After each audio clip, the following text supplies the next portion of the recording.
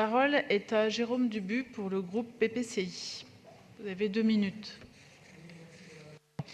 Récemment, il y a une dizaine de jours, le gouvernement et le chef de l'État ont lancé un plan sur l'emploi des jeunes dans les banlieues. Et il est évident que Paris, dans ce contexte, doit y apporter sa part. Nous avons des quartiers politiques de la ville où les jeunes de 18 à 25 ans, on arrive à des taux de chômage qui sont de l'ordre de 30-40%.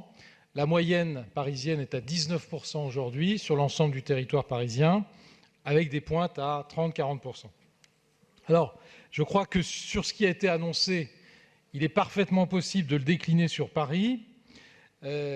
D'abord, que les grandes entreprises qui sont sur le territoire parisien, beaucoup de grandes entreprises du SBF 120 ou du CAC 40 ont leur siège social à Paris et pourraient avoir une action en déclinant ce plan au niveau parisien.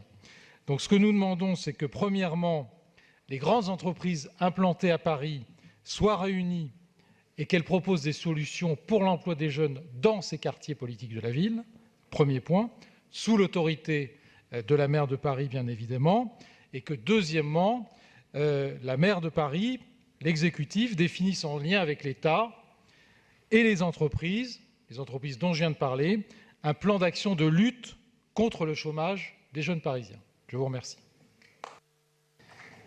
Merci.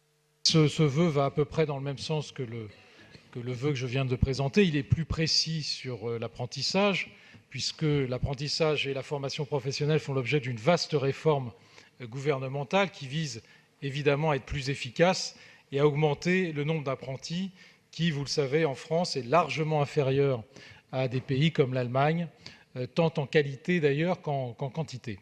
Alors, Paris, évidemment, a une position essentielle et la région Île-de-France ont une position essentielle dans le domaine de l'apprentissage.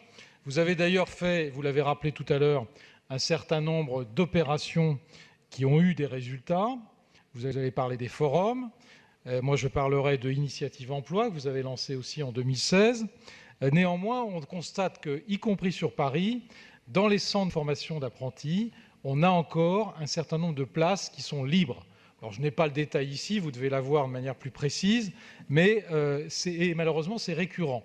C'est-à-dire qu'on n'arrive pas à combler les places libres, alors qu'il y a des jeunes qui sont au chômage et qui pourraient parfaitement rentrer dans ce cadre de l'apprentissage.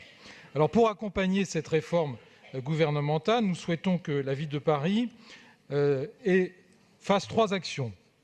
Première action, c'est une promotion plus active auprès des jeunes inactifs parisiens sur les formations et sur les filières concernées, notamment évidemment les filières dont les CFA ont encore des places libres.